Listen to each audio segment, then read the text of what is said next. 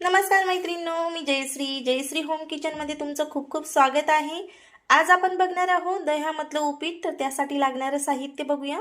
तर इथे मी 1 वाटी रवा घेतलेला आहे, त्याचबरोबर 1 टोमॅटो, हिरवी मिरची, कांदा, शेंगदाणे, जिरं, मोहरी आणि कढीपत्ता, त्याचबरोबर वाटाणे घेतलेले आहेत, हळदी पावडर, कोथिंबीर आणि चवीनुसार मीठ सुद्धा घेतलेलं आहे। तर इथे बघू शकता। आणि मेन जिन्नस म्हणजे इथे मी दही घेतलेला आहे आणि दही छान हे फेटून घेतलेलं आहे। तर यामध्ये आपण पाणी घालून घेऊया गरजेनुसार। तर गरजेनुसार आपण दह्यामध्ये पाणी घालून घेतलेलं आहे। 1 वाटी रवा आहे तर आपण 2.5 वाटी पाणी घेतलेलं आहे। तर इथे मी पॅन घेतलेला आहे आणि पॅनमध्ये घातलेला आहे 2 चमचे तेल आणि यामध्ये आपण छान रवा भाजून घेणार आहोत। तर तेलाऐवजी तुम्ही तुपाचा सुद्धा वापर करू शकता। तर खमंग असा आपल्याला रवा भाजून घ्यायचा आहे। तर आपण रवा भाजून घेऊया।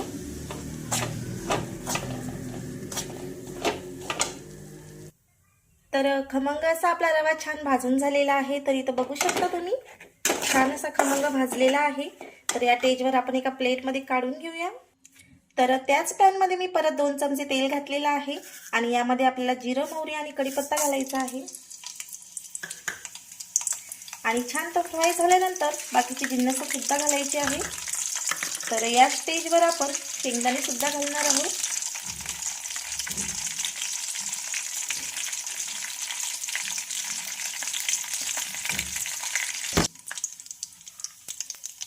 तर टोमॅटो, हिरवी मिरची, कांदा आणि शेंगदाणे घालणार आहोत आपण।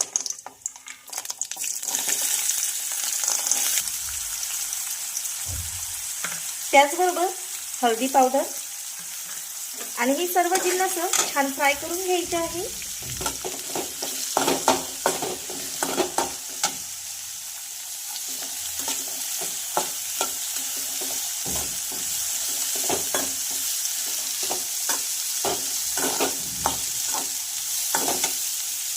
चवीनुसार मीठ घालणार आहोत। तर मी 1 चमच मीठ घातलेला आहे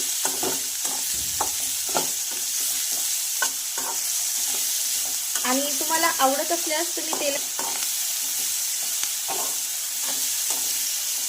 दह्याऐवजी तुम्ही ताकाचा सुद्धा वापर करू शकता, पण ताक फ्रेश असायला हवं।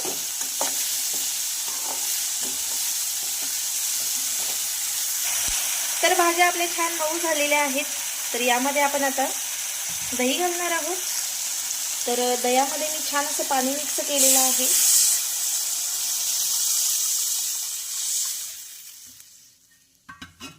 आणि छान याला थोडीशी अशी उकळी येऊ द्यायची आहे आणि त्याच नंतर मग आपल्याला यामध्ये भाजलेला रवा मिक्स करायचा आहे।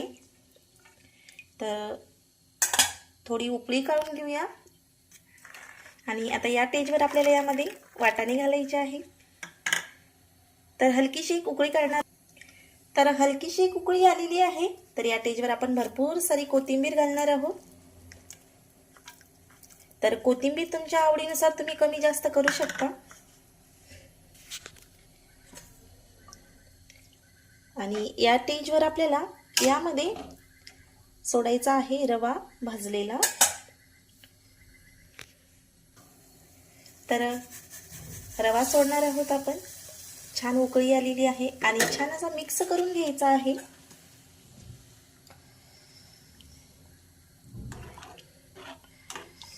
आणि घट्ट होईपर्यंत याला मिक्स करत राहायचं आहे,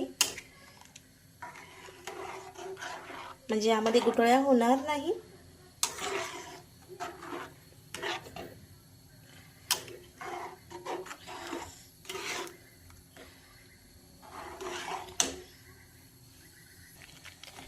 तर लगेच घट्ट व्हायला सुरुवात झालेली आहे आणि आपल्याला एकसारखं असं फिरवत राहायचं आहे। तर इथं बघू शकता तुम्ही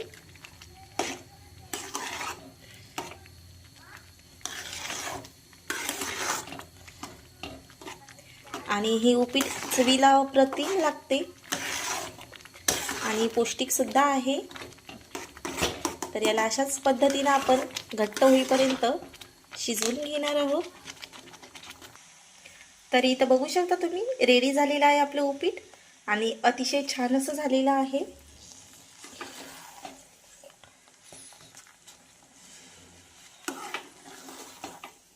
तर मी थोडीच हळदी पावडरचा वापर केलेला आहे. जर तुम्हाला सफेदच आवडत असेल तर तुम्ही हळदी न घालता सुद्धा हे उपीट बनवू शकता. तर रेडी आहे आपलं